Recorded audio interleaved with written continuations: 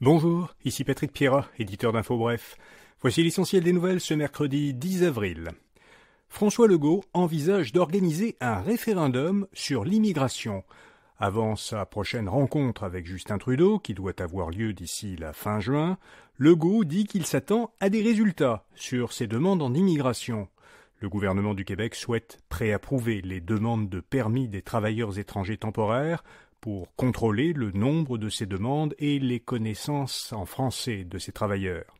Legault dit que, si le gouvernement Trudeau ne répond pas favorablement à ces attentes, il pourrait faire voter les Québécois sur le rapatriement du Québec, ou rapatriement au Québec, des pouvoirs en immigration, et peut-être même inclure cette question dans un référendum qui couvrirait d'autres sujets. Le Parti québécois exclut l'hypothèse de construire un troisième lien autoroutier entre Québec et Lévis. C'est ce que le chef péquiste Paul Saint-Pierre Plamondon a réitéré hier, après la publication de plusieurs articles affirmant au contraire que le Parti québécois n'excluait pas cette option. Le chef péquiste affirme que son parti ne voit pas d'intérêt ou de raison d'inclure de l'autoroutier dans le projet de transport du gouvernement pour la région de Québec. Saint-Pierre Plamondon a toutefois précisé qu'un éventuel futur gouvernement péquiste tiendrait compte des contrats qui auraient été donnés et des travaux qui auraient pu commencer. Le gouvernement Legault va verser une aide de 4,4 millions de dollars au Fonds d'Action Saint-Laurent pour qu'il mette en œuvre un nouveau programme qui financera, d'ici 2028, des projets de restauration de la biodiversité dans les zones côtières d'aires marines protégées du Saint-Laurent. Ce programme doit permettre de restaurer et d'assurer le maintien à long terme de la biodiversité des aires marines protégées. La Chine et la Russie s'engagent à renforcer leur coopération.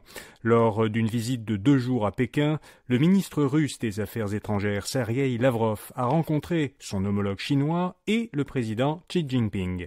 Selon la télévision étatique chinoise CCTV, alors qu'il était aux côtés du ministre russe, Xi Jinping a appelé la Chine et la Russie à promouvoir une réforme du système de gouvernance mondiale contre ce qu'il considère comme l'hégémonie occidentale et à unir les pays du Sud global.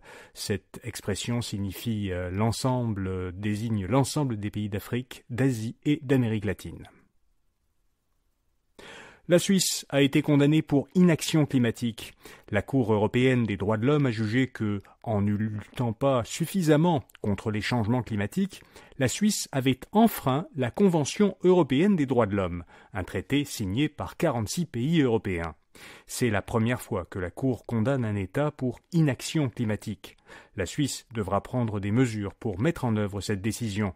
De plus, la Cour a reconnu, pour l'ensemble des 46 pays, un droit des citoyens à être protégés par les États contre les effets néfastes du réchauffement climatique. Nolinor Aviation augmente de 25 à 40% les salaires de ses pilotes. La société de Mirabel, qui se spécialise dans le transport nolisé, porte ainsi à 175 000 $ le salaire de départ des pilotes de Boeing 737. Dans la fourchette maximale de salaire, ils pourront gagner plus de 250 000 $ par an. L'entreprise de 300 employés dit que cette augmentation des salaires vise à contrer la pénurie de main-d'œuvre qui frappe son industrie. Google va ajouter un outil vidéo à sa suite Workspace. L'entreprise a présenté une nouvelle application appelée Vids. Elle permettra, à l'aide de l'intelligence artificielle Gemini de Google, de créer des diaporamas sous forme de vidéo.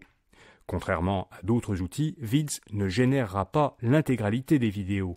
Elle proposera plutôt des agencements des éléments qui composent la vidéo, selon les commandes de l'utilisateur. Comme les autres applications de Workspace, Vids sera de type collaboratif. Plusieurs personnes pourront contribuer à la création d'un même fichier. La nouvelle application sera testée à compter de juin par un nombre restreint d'utilisateurs. Intel dévoile une nouvelle puce pour concurrencer Nvidia. Appelée Gaudi 3, cette nouvelle puce électronique est conçue spécialement pour le développement de logiciels d'intelligence artificielle générative. Intel présente sa Gaudi 3 comme 50% plus rapide et 40% plus économe en énergie que la puce concurrente H100 de Nvidia. La nouvelle puce sera commercialisée dans la deuxième moitié de l'année. Intel n'a pas divulgué son prix, mais assure qu'il sera très compétitif par rapport aux plus récentes puces de Nvidia. Il est désormais possible d'investir en bourse dans certaines startups comme OpenAI et SpaceX, ou du moins de le faire d'une façon indirecte. Lancé fin mars, le fonds américain Destiny Tech 100 investit dans des startups technologiques à forte croissance qui ne sont pas, ou du moins pas encore, cotées en bourse. Ce fonds détient actuellement des parts dans 23 startups, dont l'entreprise spatiale SpaceX et la firme d'intelligence artificielle OpenAI. Négocié à la bourse de New York sous le symbole DXYZ, le fonds sert d'intermédiaire pour investir dans ces startups.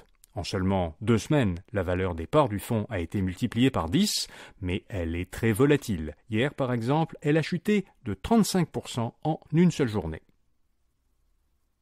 Et puis chez Costco, les ventes de lingots d'or vont très bien.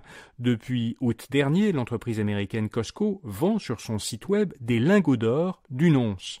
Costco limite les commandes à 5 lingots par client, mais cette limite ne l'a pas empêché de vendre pour 100 millions de dollars américains de lingots d'or à son trimestre terminé fin novembre. La banque américaine Wells Fargo estime que, actuellement, les revenus de Costco provenant de la vente de lingots d'or pourraient être jusqu'à 8 fois plus élevés, soit jusqu'à 200 millions de dollars américains par mois. La principale raison de cette estimation, c'est que l'or suscite beaucoup d'intérêt depuis quelques mois. Son prix s'est apprécié d'environ 14% depuis le début de l'année. Voilà, vous savez l'essentiel. Bonne journée et à demain matin.